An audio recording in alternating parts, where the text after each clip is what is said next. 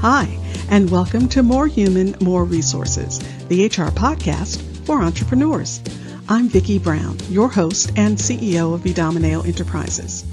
As a serial entrepreneur, I understand that having the right expert help has been critical to my success.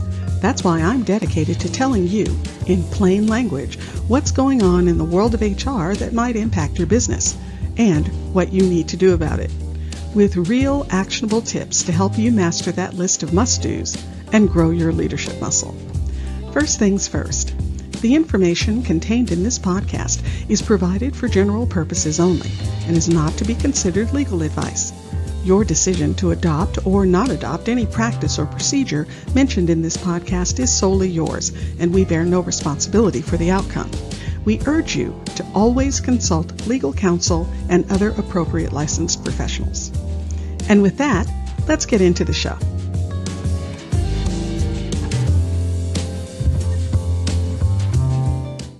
You're listening to Season 3, Episode 1.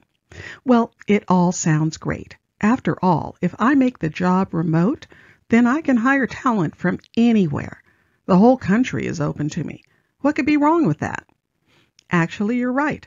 More than ever, companies are expanding their talent searches beyond their state's borders.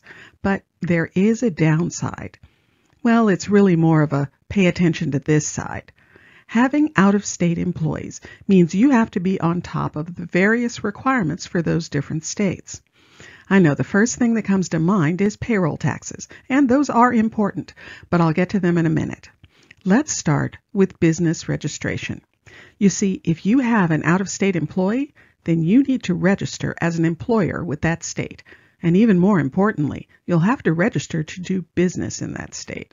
Now, this crosses over into talk to your accountant territory, so I'll only give you a very general overview. You'll need to reach out to the state's Secretary of State Department and find out what requirements they have around doing business in that state. And yes, many times that means additional business taxes. Sorry. Another piece that's sometimes forgotten is you may need a registered agent in that state. Now, some states will only send documents to a physical address in the state. So, unless you want your employee getting corporate documents, you might think about an alternate option. But again, talk to your accountant. They can give you advice and guidance on what's right for your situation. Okay, next is registering as an employer in the state. Now, generally, that process will also get you an unemployment registration number, etc. This is a very important step because without being properly registered as an employer, your payroll company won't know where or how to pay taxes on your behalf.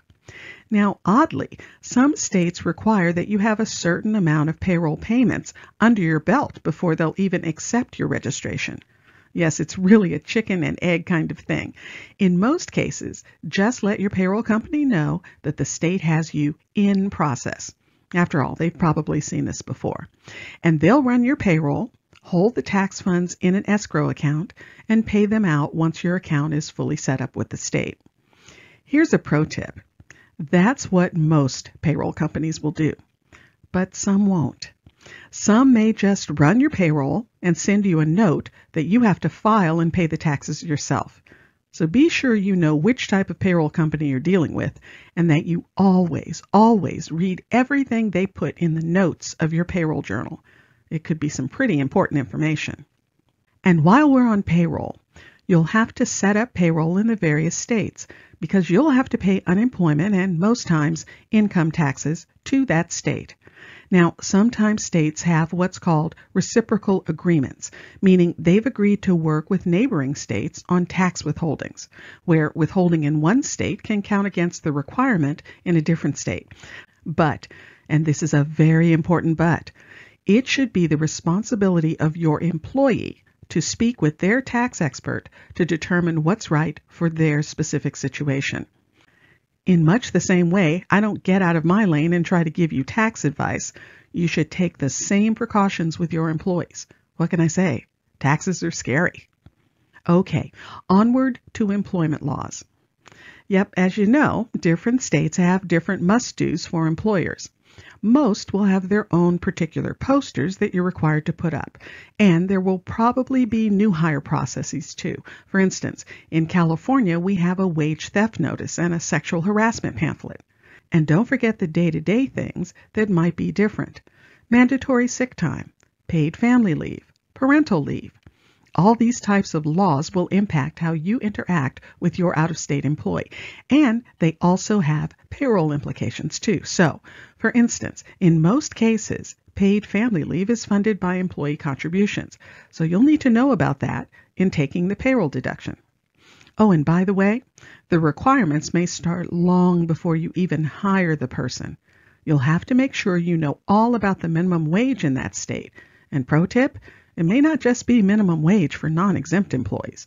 New York and California are only two of the states that have a minimum wage for exempt employees as well. And some states now require you to give a salary range for every job that you post.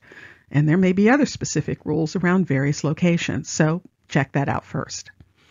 I mentioned sexual harassment earlier. Well, beyond any necessary policies, there is the issue of training. Many states not only manage the cadence of training, but the content too. Providing compliant training for that state and properly tracking it is something that often gets overlooked. Now, if you have any type of benefit plan, you'll need to stay close to your insurance broker. Why? Well, because most insurance companies look at where you have the most employees to determine your primary company location, or situs. And that situs can have a big impact on your premium costs. Health insurance in New York is significantly more expensive than it is in Iowa. And even if your situs isn't affected, the other thing you need to look out for is the actual plan coverage. If you have an HMO plan and it only works inside California, for instance, then your folks who are outside of California will have to enroll in a PPO plan instead, and they tend to be much more expensive. So again, work closely with your broker anytime you're thinking of going out of state.